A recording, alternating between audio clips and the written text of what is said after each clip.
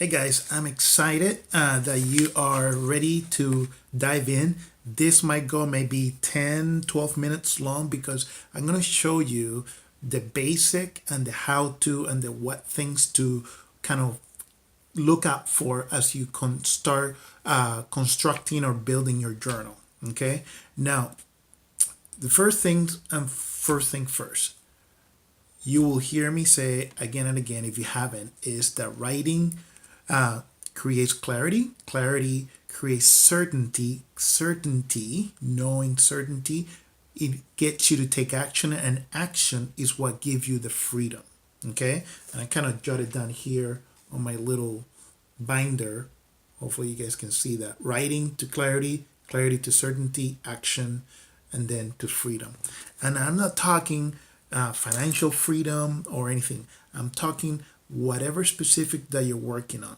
So, knowing that basic thing, let's go back to the original. Everybody that starts working with me or that I try to help along the way goes through what I call my little wheel of sanity. And the wheel of sanity is pretty much eight eight pillars or eight chakras, if you want to think about that. I believe that we need to keep in check in order to live a life that is comfortable, peaceful, and free. Okay. Most people like to go about having balance or to create a perfect level of mind and body and whatnot. My go-to is the wheel of sanity. Now I have a different video that you can look on my playlist here that I taught you how to create the wheel of sanity. Okay. Now the journal is going to be based of three areas that you choose to really focus and hone in on your journal. Okay. Now before I go on with the with how to build one today, I want to give you guys a little backstory. So if you don't know yet, been in the industry for more than 20 years, I think pulling 30. But along the process, I kind of lost my way. And thanks to a tool as the journal, I was able to pinpoint and get back on track and literally save myself, my kids, my family, and everything else that along the way. Now, what I have here with me today is proof. Okay, so I'm not just talking you kumbaya stuff.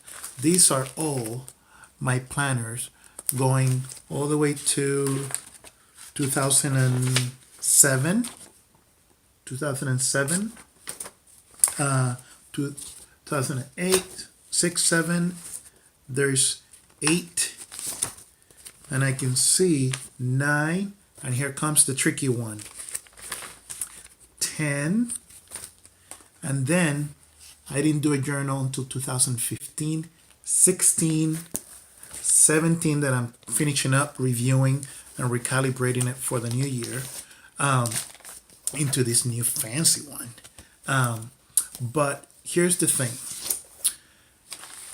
In 2004, we had our firstborn, Alejandro. And then shortly after, we had Gabriel.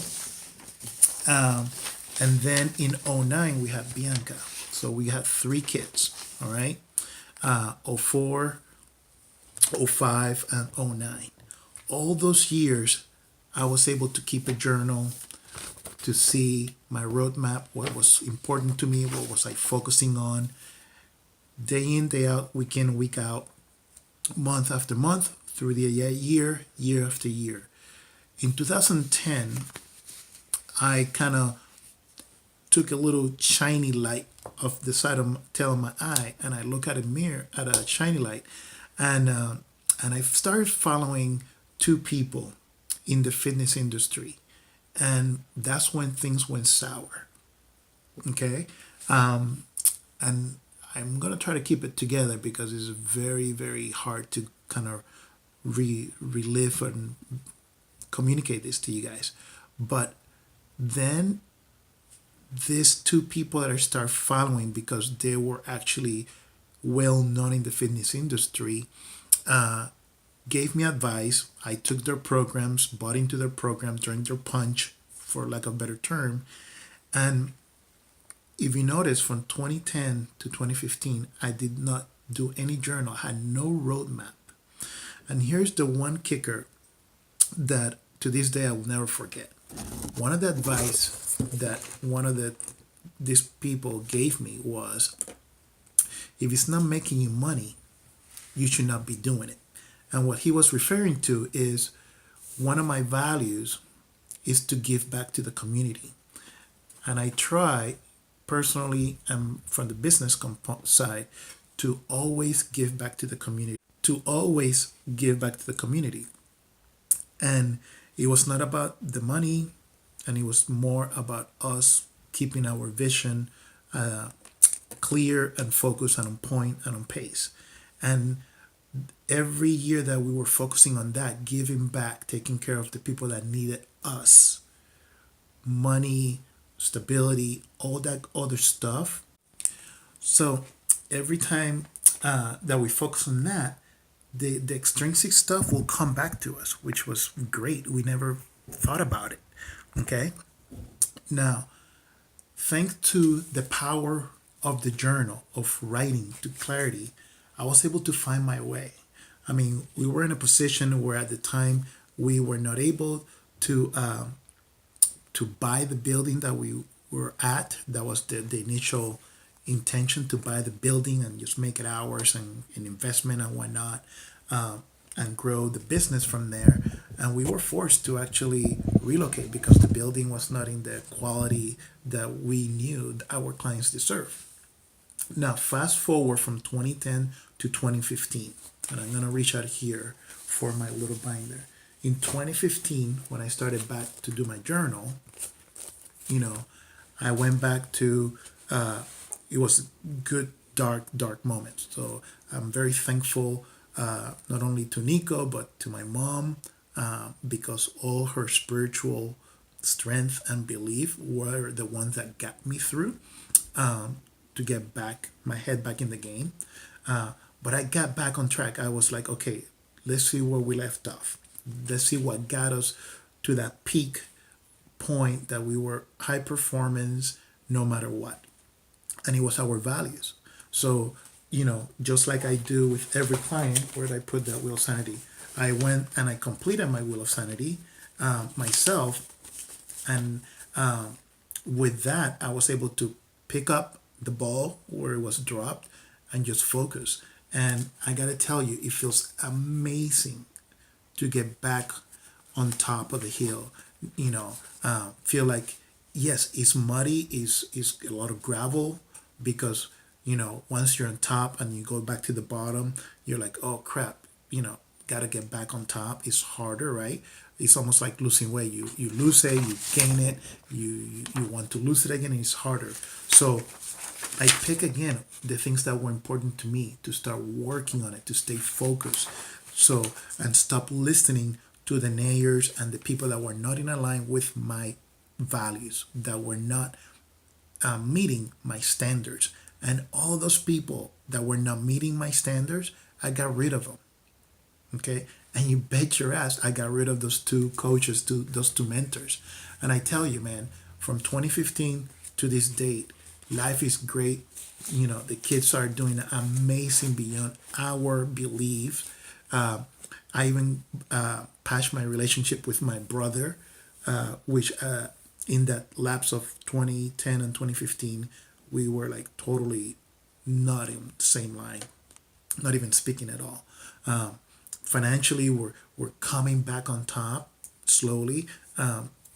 But the reason I'm sharing this with you is because, if it wasn't for having this little trail of journals, and they're not calendar. The calendar is on the wall. These are journals. This is like, the charity that we're gonna be working with, the holidays that the kids have, what day of the month we're gonna spend time, us versus all of us as a family. All that stuff, business, clients, socials, all that stuff goes in the journal. And at the bottom, of course, what we enjoy about it. Because then when we look at it and reviewed it the next year, we're like, oh yeah, that was cool. Oh no, that was kind of like a lame thing. Let's not do it again. We were not happy or we didn't enjoy that. So, thanks to having a journal, it gave us the clarity, of what we needed to do. But most importantly, in the moments of darkness, in the moments of not knowing what to do, not know when to turn, where to turn, the journal were the ones that actually literally saved my ass. And with that said, I was able to reset the course and start taking action and start building back, but better because you don't get older just to get gray hair. You get older to be wiser, which is what I want for you. I want you to be wise in every single step that you take. All right. So today, 2018, you know, working on my journal because I'm more on the online hybrid model and coaching more people. I carry more of a pocket journal. And I'm going to show you here in a bigger font what it is, but pretty much every single day I do this. It's really, really cool. It's not as fancy, but all these index cards are just a big 4 by 6 card cut in half like that, so I can carry it in my pocket. I want to be able to take notes, and that's me. And again, writing. Why writing? By the way, the action of moving your hand, of seeing it, maybe erasing it and deleting it, you know, will just get it into your brain. Sometimes you kind of freak yourself out when you see something and you're like, oh, it wasn't that hard, or oh, it is not as simple as I thought it was going to be. For us, it's with like managing 3 kids' schedule, our schedule, the business schedule. It's kind of like, oh man, we thought it was going to be an easy shot. It's not. It's not going to happen. So we need to compromise and kind of change things around. But so I like carrying it in my pocket, and I use these paper binders. And I even have them color coded. Green means something related to money. Black means something that is very important, very VIP. And then I have red, which means it's sweat and blood. So we got to work on it. Here's the red one. It's pretty all worn out, as you can see. That's the sweat and blood one. But what goes in my little 4 by, or whatever you choose to, a binder or leather bound, whatever, is pretty much your values.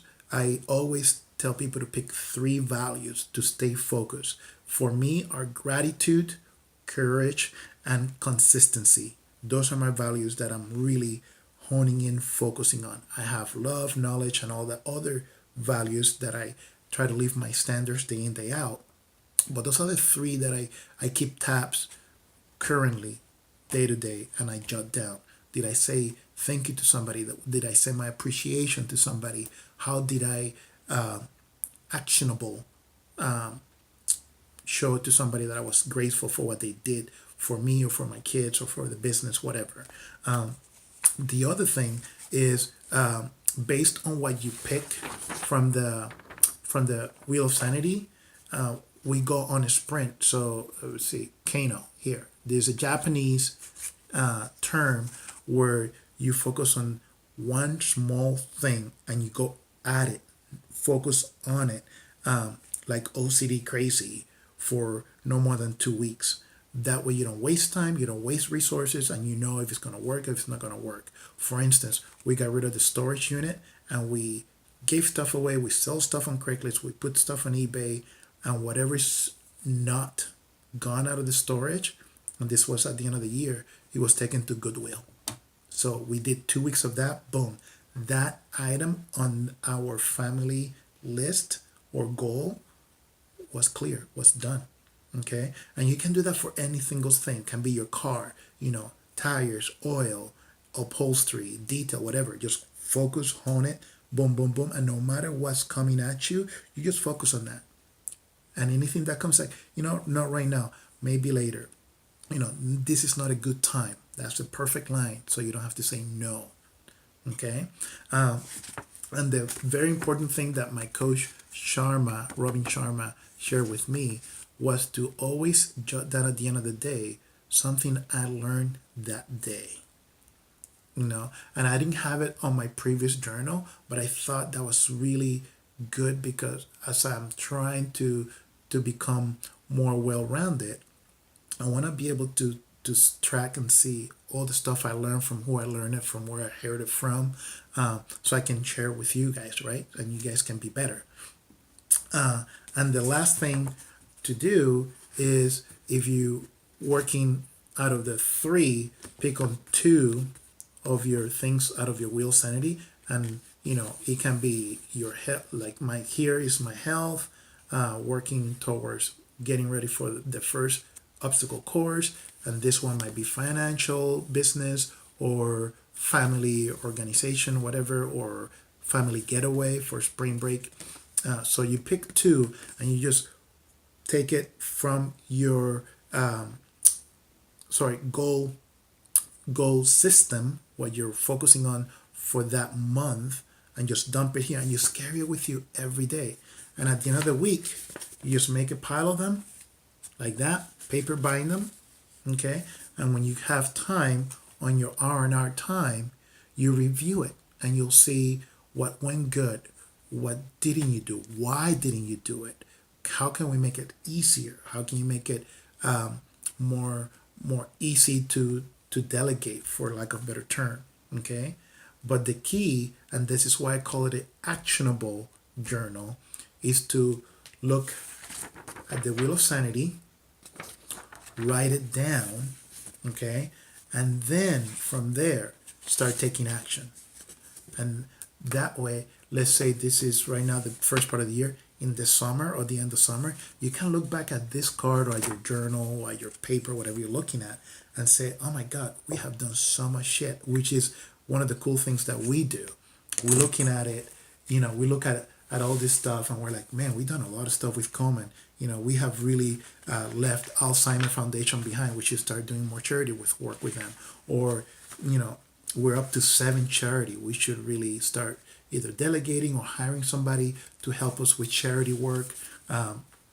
Or, we're more free up. Let's help with the kids school or help with the kids club, whatever that is. But it's really cool because, in the next season, like springtime, you look back at your winter ones and you're like, man, we done a lot. Or you can say, we better buckle up and get shit done because we already wasted 3 months, 4 months out of the year, and it's go time, right? So that's how you do an actionable journal. Okay, there are other journals. There's the bullet journal, the inspirational journal. I'm all about action execution, because once you take action, you start freeing yourself. You start feeling less stressed. You start feeling less fearful about this.